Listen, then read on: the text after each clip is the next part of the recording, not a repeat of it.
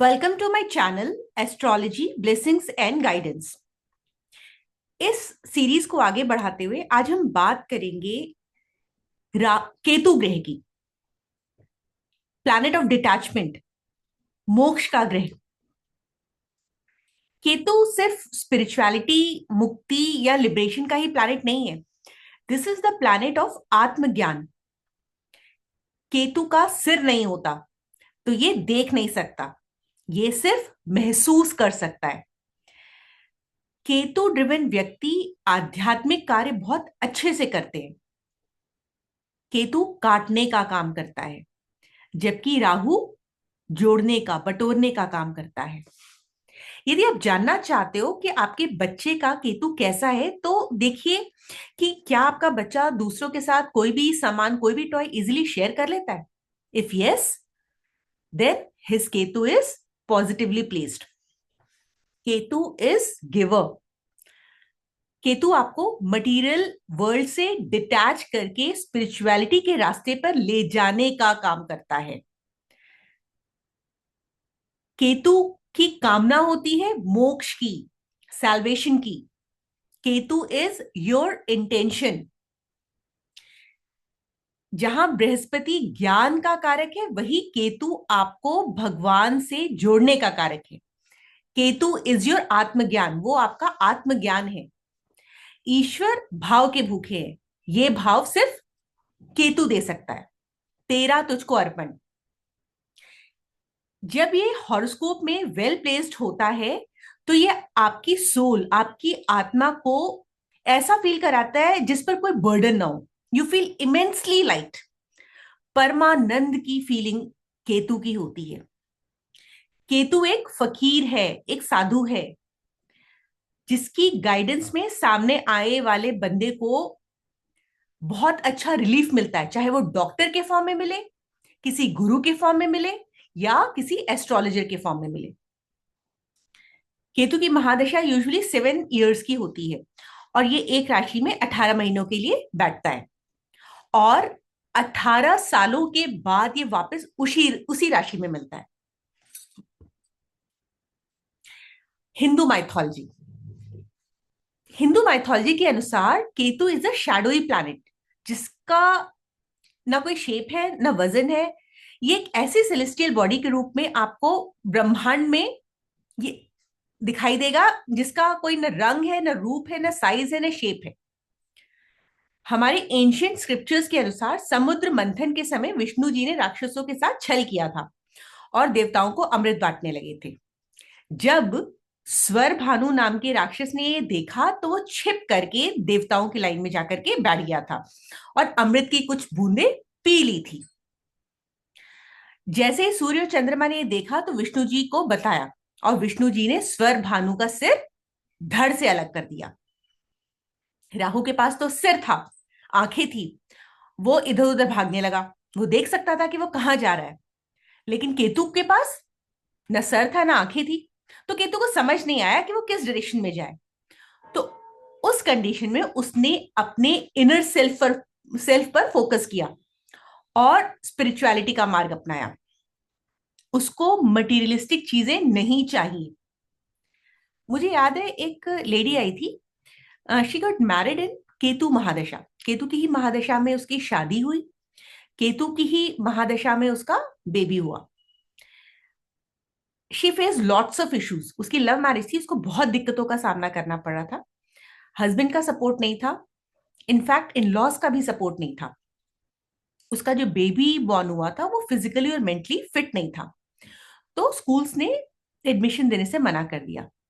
उसकी जॉब भी छूट गई थी। फाइनेंस भी अच्छा नहीं था उसका, क्योंकि जॉब छूट गई तो ऑब्वियसली फाइनेंस तो डाउन होना ही था। उसने मेरी एडवाइस मानी और अपने आप को पूरी दुनिया से सेपरेट कर लिया और अपना टाइम सिर्फ अपने बच्चे पर डेडिकेट कर दिया। तो जब उसने अपने आप को पूरी दुनिया से सेपरेट किया तो काटना क्या है? काटना केतु है। क्योंकि जो पब्लिक, जो सोसाइटी उसको दुख दे रही थी अपने वचनों से, तो उसने उसको काट करके सेपरेट कर दिया और अपनी पूरी एनर्जी अपने बच्चे पर लगा दी। वो मेडिटेशन करने लगी, नेचर में टाइम स्पेंड करने लगी, क्योंकि केतु आपकी जड़ है, आपकी रूट है। तो वो जब नेचर में टाइम स्पेंड करने लगी, अपने बच्चों को घुमाती थी, टहलाती थी और उसको घर पर ही एजुकेट करती थी, तो सारा समय वो बच्चे के साथ स्पेंड करती थी। और वो बच्चा समय के साथ अपनी एज के हिसाब से आज की डेट में सारे काम कर लेता है। उसकी मदर का सैक्रिफाइस देखकर दुनिया भी अचंभित हो गई। उसका हस्बैंड, उसके इन लॉज उसके सैक्रिफाइस को बहुत अप्रिशिएट करते हैं आज की डेट में। She is now working as a professional in physically and mentally challenged institution. It gives her immense peace. उसको बहुत सुख की अनुभूति होती है, और ये सुख की अनुभूति, परमानंद की फीलिंग सिर्फ केतु ही दे सकता है। नेचर। केतु ड्रिवन व्यक्ति अकेले रहना ज्यादा पसंद करते हैं। वो इंट्रोवर्ट होते हैं, वो अंतर्मुखी होते हैं। इस प्लैनेट का पास्ट लाइफ कनेक्शन होता है। इसका पिछले जन्म के कर्मों को कैंसिल करने में बहुत बड़ा रोल होता है। एक पॉपुलर सेइंग है, कुजावत केतु, मींस केतु के इफेक्ट्स काफी हद तक मंगल से मिलते हैं। और वो इफेक्ट्स पॉजिटिव होंगे या नेगेटिव, वो केतु की पोजीशन और अन्य कई पैरामीटर्स पे डिपेंड करता है। केतु कौन सी राशि में, किस प्लैनेट के साथ बैठा है, किस भाव में बैठा है, इन सब पैरामीटर्स पे डिपेंड करेगा। केतु 6th, 10th और 11th हाउस में एक पापी ग्रह के फॉर्म में बहुत नेगेटिव रिजल्ट्स देता है, जबकि 12th हाउस में ये प्लेसमेंट बहुत अच्छी मानी जाती है। किस लिए अच्छी मानी जाती है? आध्यात्मिक विकास के लिए अच्छी मानी जाती है। ये आपको मोक्ष की तरफ भेजती है, सैल्वेशन की तरफ भेजती है। केतु ड्रिवन जो लोग होते हैं वो अपने आप को सोशल सेटिंग से दूरी रखते हैं। उनको पार्टीज वार्टीज में जाना अच्छा नहीं लगता। पब्लिक गैदरिंग में भी वो अकेले थकेले ही खड़े हुए मिलते हैं। ये लोग बहुत रिजर्व रहना पसंद करते हैं। इनको दूसरों से बातचीत करना, ज्यादा इंटरेक्ट करना इतना पसंद नहीं। जवाब भी देंगे तो बहुत लिमिटेड वर्ड्स में। काल पुरुष कुंडली।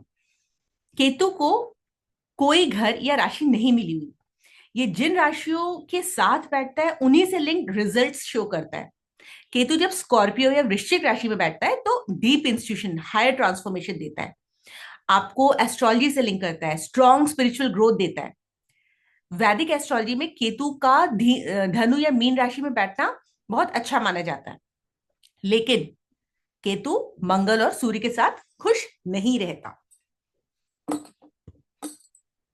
What are the body parts associated with Ketu? Ketu कौन से बॉडी पार्ट्स पे रूल करता है? केतु हमारे पेट का सिग्निफिकेटर माना जाता है, हमारे पंजों का, फीट एरिया का कारक माना जाता है। ये हमारे लंग्स, हमारा इंटेस्टाइन, हमारे ईयर, कान, आईज, आंखें, ब्रेन आदि को भी डिनोट करता है। पीनियल ग्लैंड भी केतु से ही गवर्न होती है, और इस स्थिति में आपने अक्सर लोगों को सुना होगा, ये पीनियल ग्लैंड को कुंडलिनी से जोड़ते हैं, तो कुंडलिनी शक्ति अवेकन हो जाती है। Physical appearance. केतु लिंग लोग जो होते हैं, केतु से गवर्न लोग होते हैं, वो कैसे दिखते हैं?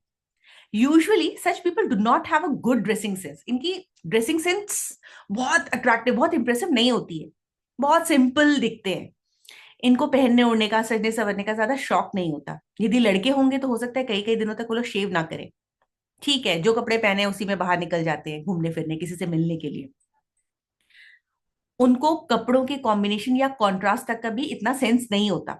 उनके बाल बिखरे रहते हैं, उनको लगता है क्या फर्क पड़ता है। लड़कियां भी सिंपली ड्रेस्ड अप ही रहेंगी, कोई फर्क नहीं पड़ता कि कोई क्या कह रहा है। वो वही पहनेंगी जो उन्हें कंफर्टेबल फील कराता है, जो उन्हें अच्छा फील कराता है। और ये अच्छे वाली फीलिंग जो होती है वो केतु की होती है। डिजीज। डाइजेस्टिव सिस्टम से रिलेटेड जितने भी इश्यूज होते हैं वो केतु के होते हैं। इसके अलावा मेंटल हेल्थ इम्बैलेंसेस, ये भी केतु की वजह से ही होते हैं। जितने भी nervous system issues, stress, anxiety या कोई मिस्टीरियस हेल्थ इशू आपकी बॉडी में दिखने लग जाए, जिसकी वजह से आपकी बॉडी में अजीबोगरीब चेंजेस दिखने लग जाए, या आपको कोई ऐसी प्रॉब्लम हो जाए जिसका आपको डायग्नोसिस ना मिल रहा हो, डॉक्टर डायग्नोस ना कर पा रहे हो, स्टमक में पेन हो जाए, अल्सर्स हो जाए, आपको डिप्रेशन हो जाए, सडन मूड चेंजेस हो जाए, अचानक से मूड खुश हो जाए, अचानक से दुखी हो जाए, आपको अक्सर सर्जिकल इंटरवेंशन से होकर के गुजरना पड़े, ऑपरेशन वगैरह फेस करने पड़े, स्किन प्रॉब्लम्स हो जाए, जब आप बहुत थके हुए फील करते हो, बहुत फटीग फील होता है आपको, आप किसी चीज में कॉन्सेंट्रेट ना कर पा रहे हो, आपका इम्यून सिस्टम बहुत वीक हो, आपको पेन उठे तो बहुत क्रॉनिक उठे, बहुत तेज दर्द हो, ये सारी बीमारियों की वजह केतु होती है। या केतु जिस भी बॉडी पार्ट के साथ एसोसिएटेड है, केतु अपना इफेक्ट उससे उस पर डालता है। Beneficial traits of Ketu, Ketu के अच्छे प्रभाव कैसे पता चलेंगे हमें? जब भी हमें स्ट्रॉन्ग इंट्यूशन होता है और वो इंट्यूशन सच हो जाता है, we have excellent mental abilities, we have heightened psychic abilities, हमारा स्पिरिचुअलिटी से जब बहुत डीप कनेक्शन हो जाए, हम अकेले रह के आत्मचिंतन करने लगे, मेडिटेशन करने लगे, हम अपने आप को मटीरियलिस्टिक डिजायर से इजीली डिटैच कर पाए, हमें पब्स, पार्टीज, महंगे कपड़े लगते और सोने चांदी, इन सब चीजों में ज्यादा इंटरेस्ट ना हो, हम लोग पॉजिटिव ट्रांसफॉर्मेशन से जुड़ते चले जाएं, ये सारे बेनिफिशियल ट्रेट्स ऑफ केतु ही हैं। मतलब केतु हमारी कुंडली में अभी अच्छा काम कर रहा है, ये सब वही डिनोट करते हैं।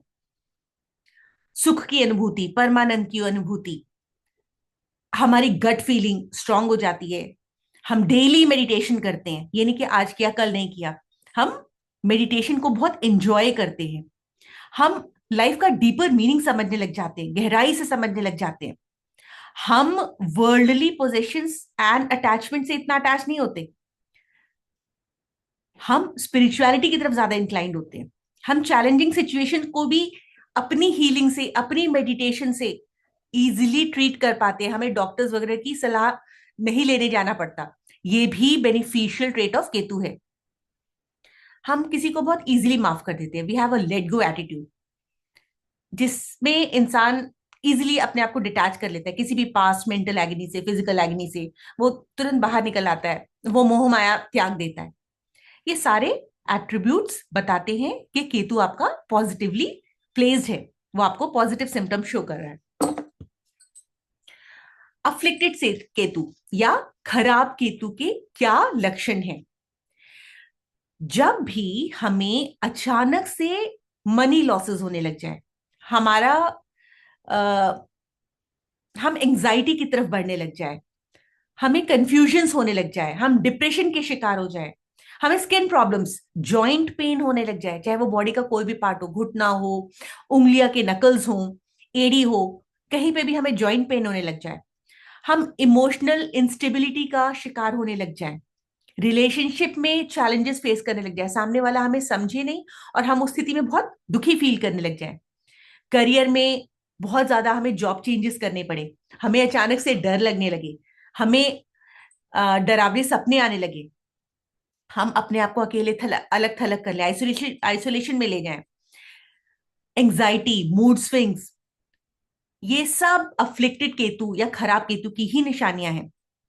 इसके अलावा जब आपके अचानक से ब्रेकअप होने लग जाए, ब्रेकअप क्या होता है? टूटना, तोड़ना, डिटैच होना, पार्टनर के साथ कंफ्लिक्ट हो जाए, लड़ाई झगड़ा हो जाए, हस्बैंड एक कमरे में रहे, वाइफ एक कमरे में रहे, आप अपनी फैमिली के साथ डिसकनेक्टेड फील हो, बार बार जॉब छूटने लग जाए, करियर में मुश्किलें आने लग जाए और आप इम्पल्सिवली डिसीजंस लेने लग जाओ, आपकी हैबिट्स अनहेल्दी हो जाए, आप खाना भी कुछ भी खा लो, सादा खाना ना खाओ, आप अनहाइजीनिक कंडीशंस में रहने लग जाओ, ये सारे जो सिम्टम्स हैं ये आपको अफ्लिक्टेड केतु या खराब केतु की पहचान करवाते हैं। प्रोफेशंस, केतु रिसर्च का कारक है, जितने भी स्पिरिचुअल गुरुज होते हैं, आध्यात्मिक गुरुज होते हैं, वो केतु से गवर्नड होते हैं, जिनकी एडवाइस हम लोगों को या दुनिया को बहुत हेल्प करती है। जितने भी हीलर्स होते हैं, हीलिंग करते हैं, वो भी केतु के प्रोफेशन से ही लिंक्ड होते हैं।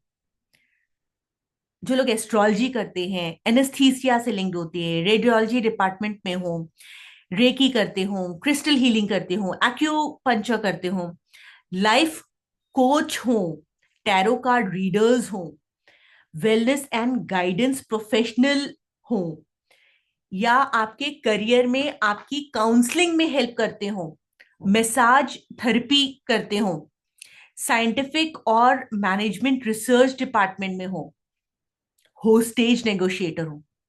आपने देखा हो जो विमान में लोगों को कैदी बना लिया जाता है, फिर उनको छुड़वाने के लिए जो नेगोशिएशन होता है वो भी केतु के अंडर ही आता है। Apart from this, metaphysical research department में जो लोग काम करते हैं, स्पिरिचुअल प्रैक्टिसेस करते हैं, योगा इंस्ट्रक्टर्स होते हैं, साइकोलॉजिस्ट होते हैं, ये सारे केतु के ही प्रोफेशंस हैं। जैसा कि आपको पता है कि केतु काटने का कारक है, तो इससे हम ये डिनोट कर सकते हैं कि जितना भी टेलरिंग डिपार्टमेंट के अंदर जॉब आती है, stitching, weaving, wood cutting, hunting, surgering, witchcraft, ये सारे प्रोफेशन केतु के ही हैं। इसके अलावा जितने भी प्रीस्ट होते हैं, sages, scientist, cable workers, hand reading जो करते हैं, जो फेस रीडिंग करते हैं, ये सारे भी केतु के ही प्रोफेशंस हैं, जो आपको आपकी लाइफ को आगे इजीली चलाने में हेल्प करते हैं, आपको गाइडेंस देते हैं। प्रोडक्ट्स, केतु के कई आइटम्स हैं, उनमें से कुछ मेन है। कैट्स आई, काला सफेद कंबल, काले सफेद तिल, मस्टर्ड ऑयल, कोकोनट, जो ब्राउन वाला कोकोनट होता है जो पानी के टाइम पे विसर्जित किया जाता है, वो भी केतु का ही कारक होता है। इसके अलावा खिचड़ी और कद्दू को केतु के प्रोडक्ट्स क्यों माना जाता है? बिकॉज ये एक सात्विक भोजन है, और सन्यासियों को या लोगों को अपनी एनर्जी को केतु ड्रिवन बनाने के लिए सात्विक भोजन करने के लिए एडवाइस दी जाती है। तो ये भी केतु के आइटम्स में से ही है। Ketu is also associated with tools and plants. जैसे गार्डनिंग के टूल होते हैं, आपने देखा होगा, क्योंकि जो जड़ होती है, जड़ को खोदने का काम जो टूल करता है वो केतु का ही टूल होता है। प्लेसेस ऑफ केतु इन वैदिक एस्ट्रोलॉजी, केतु को जंगल से इसलिए जोड़ा जाता है क्योंकि वो आइसोलेशन का, डिटैचमेंट का कारक माना जाता है। जंगल एक ऐसा एकांतवास होता है जहां स्पिरिचुअल ट्रांसफॉर्मेशन यानी आध्यात्मिक परिवर्तन के लिए, वैराग्य के लिए, अलगाव की स्थिति क्रिएट करने के लिए ये प्लेस परफेक्ट होती है। इसके अलावा एकांत गुफाएं जो होती है, सिक्लूडेड आश्रम्स, जो बहुत दूर दूर दराज एरिया में आश्रम बने होते हैं, वो भी केतु के ही रिप्रेजेंटेशन होते हैं। ऐसे आश्रम जो कि वीराने में स्थित हैं, वो केतु की ही प्लेस है। आज के परिवेश में यदि हम बात करें तो आपने कुछ घर मकान देखे होंगे जो बहुत दूर दूर अकेले गांव में या किसी पहाड़ पर, पर्वत पर, नदी के किनारे सिचुएटेड होंगे। ये भी केतु की ही एनर्जी लिए हुए होते हैं। प्लांट्स एंड हर्ब्स, यदि पौधों की, जड़ी बूटियों की बात की जाए तो भृंगराज एक्सीलेंट हर्ब है। यदि किसी का केतु बहुत ही वीक है, कमजोर है, तो उसको भृंगराज सजेस्ट किया जाता है। इसके अलावा अपामार्ग की जड़, अश्वगंधा की जड़, sage leaves, ginger, passion flower, juniper, frankincense, cedar और पलाश का फूल जो कि लाल रंग का होता है, छोटा सा होता है, ये सब केतु की एनर्जी लिए हुए हैं। और हम इनको भगवान गणेश को अर्पित करके या इनका इत्र लगा करके या डोनेशन करके इनकी पॉजिटिव एनर्जी को अपनी लाइफ में यूज कर सकते हैं। Lucky colour, day, date and mantra. तो जब हम लकी कलर की बात करते हैं तो जितने भी स्मोकी और अर्दी कलर्स होते हैं, ब्राउन या ब्राउन के शेड्स, भूरा रंग, light brown colour, beige colour, shades of ash grey, ये सब केतु के ही लकी कलर्स माने जाते हैं। इसके अलावा जो मल्टी कलर्ड क्लोथ्स होते हैं वो भी केतु का ही डिपार्टमेंट है, केतु के ही अंडर आते हैं। ट्यूसडे एंड सैटरडे केतु का फेवरेबल डे है। इस दिन पर जब हम रेमेडी करते हैं तो ये दिन मंगल और शनि की ऊर्जा लिए हुए होते हैं। जो प्लैनेट्स केतु की पॉजिटिव, ये जो प्लैनेट्स हैं मंगल और शनि, ये केतु को पॉजिटिवली इन्फ्लुएंस करते हैं। 7 number is driven by Ketu.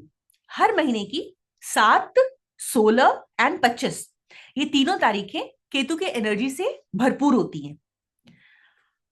मंत्र की बात करें तो ओम श्राम श्रीम श्रौम स केतवे नमः, आपको इस मंत्र का जाप 17,000 बार करना चाहिए। परंतु कलयुग में देश काल पात्र सिद्धांत के अनुसार, क्योंकि कलयुग में पाप ज्यादा होते हैं, इस जप की संख्या को 4 गुना करना सर्वोत्तम माना गया है। Hence, you should recite this mantra, chant this mantra 68,000 times for getting shanti, param shanti, and getting best results of Ketu. 68,000 मंत्र जाप करने के बाद से आपको केतु की परम शांति मिलेगी। आप केतु के पॉजिटिव कारक तत्वों को यूटिलाइज करके लाइफ में बहुत ही आगे बढ़ सकते हो। इसके अलावा आप ओम केम केतवे नमः मंत्र का भी जाप कर सकते हो। रेमेडीज, उपाय, क्योंकि आपका बेटा, आपका भतीजा और आपके आसपास जो भी छोटे छोटे लड़के होते हैं वो केतु प्लैनेट से रूल्ड होते हैं, इसलिए आपको उनके साथ अच्छा व्यवहार करना चाहिए। इससे आपका केतु अच्छा हो जाएगा। ये केतु की रेमेडी है। आप किसी वाटरफॉल में नहा करके, झरने में नहाकर भी केतु की पॉजिटिव एनर्जी को अपनी बॉडी में इम्बाइब कर सकते हो। स्ट्रीट डॉग्स को कभी भी पत्थर न मारें, बल्कि उनको खाने में कुछ ना कुछ देते रहें। इसके अलावा आप भगवान गणेश को दूर्वा अर्पित कर सकते हैं। श्री गणपति अथर्व शीर्ष स्त्रोत का पाठ कर सकते हैं। भगवान विष्णु के मत्स्य अवतार की आराधना कर सकते हैं। आप ट्यूसडे का फास्ट न सिर्फ मंगल की एनर्जी को अच्छा करने में हेल्प करता है आपकी, बल्कि ये केतु के पॉजिटिव रिजल्ट्स देने में भी आपको बहुत हेल्प करता है, internally as well as externally. दान जब पूरे श्रद्धा विश्वास और भक्ति के साथ किया जाए तो आपके बुरे कर्मों को धीरे धीरे कम करने लगता है। इसलिए केतु का दान वेडनेसडे यानी बुधवार को ही करना चाहिए, केतु के नक्षत्र में करना चाहिए। इससे और भी अच्छे रिजल्ट्स आते हैं। केतु का दान जैसे केला, काले सफेद तिल, काला सफेद कंबल, कैटसाई यानी लहसुनिया, काले फूल, ये सब डोनेशंस जो होते हैं आपकी केतु की एनर्जी को प्यूरिफाई करने में आपकी हेल्प करते हैं। आप केतु यंत्र को अपने mental peace, protection, spiritual growth, success, good health, wealth, शत्रुओं पर विजय पाने, इन सब चीजों के लिए अपने घर या ऑफिस में लगा सकते हो। इसे आपको नॉर्थ ईस्ट डायरेक्शन में लगाना चाहिए, किसी स्पेशलिस्ट की कंसल्टेशन से ही लगाएं। जैसा कि आपको पहले ही बताया जा चुका है, अश्वगंधा जो होता है केतु का प्रोडक्ट है, तो अश्वगंधा की जड़ भी केतु की एनर्जी को शांत करती है। आप उस कंडीशन में इसको पहन सकते हो जब आपको लगे कि मैं स्टोन्स पे स्पेंड नहीं कर सकता, इट्स टू एक्सपेंसिव। कैटसाई यहाँ इसका केतु का जेम स्टोन है, तो आप जब उसको नहीं, उसके ऊपर पैसा नहीं खर्च करना चाहते हो तो यू कैन बाय अश्वगंधा की जड़। ये आपको कहीं पे भी मिल जाएगी, ये इजीली अवेलेबल होती है, आप उसको पहन सकते हो गले में। आप नौमुखी रुद्राक्ष ओम ह्रीम हूम नमः मंत्र का जाप करके भी पहन सकते हैं विधि विधान के साथ। जेमस्टोन, लहसुनिया या कैटसाई, इसको हमेशा मिडिल फिंगर में ही पहनना चाहिए। इसको चांदी में पहनना चाहिए और सैटरडे या थर्सडे को आप इसको धारण कर सकते हैं। यदि उस दिन विशाखा नक्षत्र पड़ गया है तो आप कैटसाई सैटरडे या थर्सडे को मत पहने, आप उसे ट्यूसडे के दिन पहने, चांदी में बनवाएं। उसे गंगा जल में धोकर धूप दीप दिखा करके केतु मंत्र का विधि विधान सहित जाप करके तभी पहने। इससे आपको नजर दोष में बचाव मिलेगा, आपके बिगड़े काम बनने लगेंगे। केतु ट्रांजिट, केतु अभी लियो यानी सिंह राशि में 18 मई 2025 तक है। केतु अपने रेजिडेंट हाउस यानी भाव को प्रभावित करता है। हर भाव में ये अलग अलग रिजल्ट्स देता है। ये जब तीसरे, पांचवें, छठे, नवे और 12वें भाव में पोजीशन होता है तो आपको यूजुअली बहुत अच्छे रिजल्ट्स देता है। एस्ट्रोलॉजी कहती है कि जब भी आपको इनसे रिलेटेड कुछ इश्यूज आए तो आप चैरिटी करिए, दान करिए, स्पिरिचुअलिटी करिए, आध्यात्म करिए, या उससे रिलेटेड कोई भी काम करिए। आप उससे रिलेटेड डोनेशंस करिए, क्योंकि उस दशा में केतु अपने एक या एक से ज्यादा नेगेटिव साइन शो करने लगता है। तो उससे आपको पता चल जाएगा कि केतु के ट्रांजिट में आपको नेगेटिव रिजल्ट्स आ रहे हैं, तो आपको केतु के उपाय करने हैं। हो सकता है आपको सिम्टम्स के फॉर्म में ऐसा दिखे कि आपको अपने नाना जी या मामा जी का प्यार ना मिल रहा हो, उनके साथ आपको आपके कन्फ्लिक्ट्स रहने लग गए हो।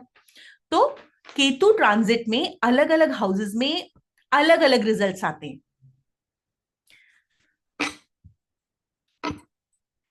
नक्षत्र अश्विनी, मघा और मूल, ये 3 नक्षत्र हैं केतु के। 27 नक्षत्रों में अश्विनी पहला नक्षत्र होता है। ये हॉर्स हेड से दर्शाया जाता है, घोड़े का सिर। और न्यू बिगनिंग्स बिगनिंग्स यानी किसी भी चीज की शुरुआत को बताता है। अश्विनी नक्षत्र अश्विनी कुमारों के द्वारा रूल होता है। ये मेडिकल फील्ड के डॉक्टर है, उससे जुड़े देवता है। This is a positive and auspicious नक्षत्र। इस नक्षत्र में औषधीय गुण होते हैं, मतलब मेडिसिनल प्रॉपर्टीज होती हैं। इस नक्षत्र में जिन लोगों का बर्थ होता है वो अच्छे डॉक्टर्स बनते हैं। इन लोगों में एक नेचुरल अट्रैक्शन होता है, एक स्पेशल तरीका, मैग्नेटिज्म, जो दूसरों को अपनी ओर खींचता है। अश्विनी कुमार जो कि हीलिंग से, उपचार से, मेडिसिन से जुड़े हुए हैं। इस नक्षत्र में कोई इंसान जो लंबे समय से बीमार पड़ा है और उसको दवाइयां नहीं लग रही है, मेडिसिन उसकी बॉडी पे असर ही नहीं दिखा रही है, पॉजिटिव रिजल्ट्स नहीं दिखा रही है, तो जब नेक्स्ट टाइम वो कोई मेडिसिन लेने जाए तो इस नक्षत्र का अच्छा यूज कर सकते हैं। मघा नक्षत्र, मघा नक्षत्र में जन्मे लोग बहुत स्पिरिचुअल होते हैं। ऐसा माना जाता है कि इन लोगों का जन्म इस नक्षत्र में इसलिए हुआ है क्योंकि ये शो करता है कि इनका पास्ट लाइफ कर्मों का डीप कनेक्शन है इनके पितरों के साथ। इनके पितरों के साथ इनका कुछ बही खाता बचा रह गया है। यदि मघा नक्षत्र में जन्मे लोग अपनी रिस्पॉन्सिबिलिटी ठीक से निभाते हैं, अपने पितरों को टाइम टू टाइम पूजते रहते हैं, तो इनको अपने लक्ष्य को पाने में कोई दिक्कत नहीं होती। अदरवाइज ये लोग पूरे टाइम स्टेटस के पीछे, पहचान बनाने के पीछे, अपनी पावर दिखाने के पीछे, अथॉरिटी का मिस यूज करते हुए पाए गए हैं।